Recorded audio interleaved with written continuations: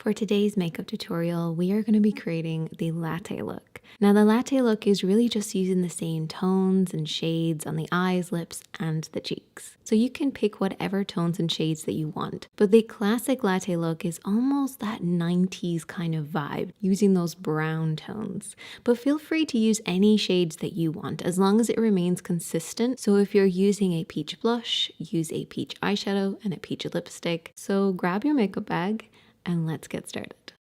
So I wrote so many notes for this video because brain fog, but I was wondering if anybody would ever like to see the notes that I write for my tutorials. If maybe it would help people to see it in written form, let me know below. So I started with some skincare and a light layer foundation. Oh, and actually, if you want to keep the latte look really simple, you could try using this product. It's a bronze tinted balm that works for the face, the eyes, the cheeks, just the everything. So that's just something fun to think about.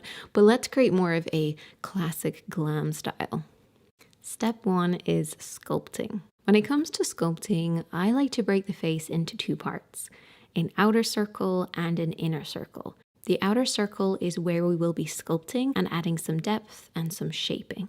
Starting with the forehead, I use the arch of my brow as a guide, and I sculpt from the outer edge and work this up into the hairline. So grab your favorite sculpting product. I'm going to be using a cream product to start with, and this can actually be used on the eyes, the face, and lips, so it's perfect for this. And I'm going to be applying that with a round tapered brush. So remembering to leave the area in the middle clear, I'm starting in that outer edge of the brow and working upwards towards the hairline.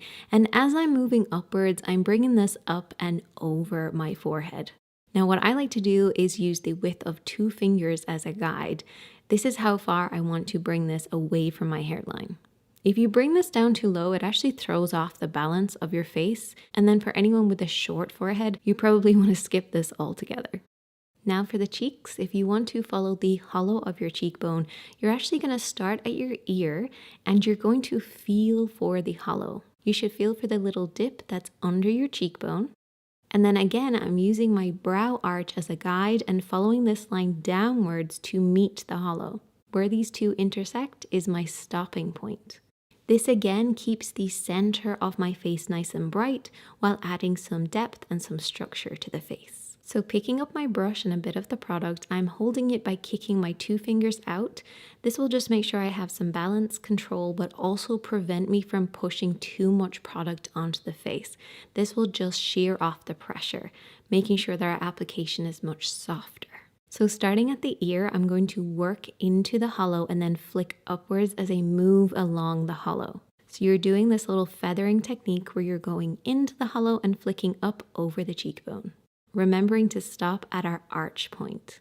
Once we've done that, we're going to move on to the jawline. Now for anybody with jowls or loose skin, you basically want to paint over the top of them and blend them down into the neck. For everybody else, just applying a little bit of the sculpting product across your jawline will just add a little bit more balance and definition.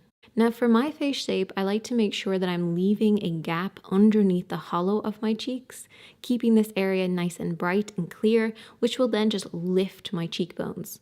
I applied a touch of the product onto my chin and then just use whatever's left over in the brush around my lips to add a little bit of depth. Oh, so for the nose, I have my favorite tip my sister told me about. So you take a thin brush, you place it on the center of your nose to create a line, and then you simply brush over the top. This is a great way to create straight lines while also keeping the center of your nose bright. Now my sister has a perfect nose, so I'm not sure why she does this, but it definitely helps me. I got my cat's nose. This product can also be used on the eyes, so following the same technique, we are going to be applying this into the hollow of the eyes to add some depth. You want to lightly press the brush inwards and then just follow the natural curve and hollow of the eye. Alternatively, you can actually create the definition and the shaping of your eye by just drawing it in and then very softly blending the edges. Now the classic latte look also has a blown out lower lash line. So I'm just going to use whatever's left over my brush and just sweep this underneath the eyes, creating that kind of a smudgy finish. To add more depth, I'm going to be using a powder product which actually is called Sculpt. This is going to be used in exactly the same way, and by using 2 different shades of sculpting products, we're going to get a much better finish because one is a cream and one is a powder. We also get some staying power as well. So the 2 of these are going to work beautifully together. Once you've done that, we can then move on to part 2, which is blush. I've picked 2 peach blushes for this look. One is a cream with a shimmer finish, and one is a powder with a matte finish. Both of these products are going to be used on the cheeks, the eyes, and the lips later. Let's start with the cheeks, and we're going to find the blush line. I'm going for a lifted look. So I'm going to follow the hollow of my cheeks, but I'm going to push it slightly upwards, and this is going to be then placed on the cheekbone itself. Now I'm still using the technique of following my brow arch as a guide. Alternatively, you can use 2 finger lengths away from the nose. Either way, you're going to keep this nice and high to lift the face. For the eyes, I'm using the same brush as before, but we're going to be using the matte powder blush instead. Similar to the blush application, we're applying this slightly higher above the hollow, making sure we leave a little gap underneath the brows because we don't want the brows to get lost here. Now using the cream blush, I'm going to be applying this onto the lid. This is a great way to bring every element of this look together. We are also going to be using this on the lips, but I'm going to be doing that later on in the video. Part 3, brightening. Now this isn't part of the classic latte look, it's just something that I like to do. I use a cream concealer in a lighter shade and apply it in these upward lines to create the illusion of a lifted appearance while also creating a clean, sharp finish. Now, if you want more details on how to make this work for you, definitely let me know. I don't always do this step, but it is great if you're feeling a little bit tired. So once I apply all of my lines, I then just blend it out with a damp sponge. Now, even though I don't do those steps every time, 9 times out of 10, I will brighten the edge of my nose. This will melt the nose shape into the cheeks and create the illusion of a thinner nose. And then I also brighten the inner corner of my eyes while I do this. Once I blend all of that out, I then just set it in place with some setting powder. I really like the idea of the sculpting and the blush to be really soft and blended, and then use this concealer and powder to add some sharpness back in. But this is totally optional. Next, we want to add some depth. So I'm going to be using a cream to powder eyeshadow and a lip liner in exactly the same shade. This is staying true to the classic latte look. So I'm applying the deep brown eyeshadow to my lash line, and then I'm going to softly smudge this out using my fingertips. This is actually one of my go-to products. I pretty much use it every day.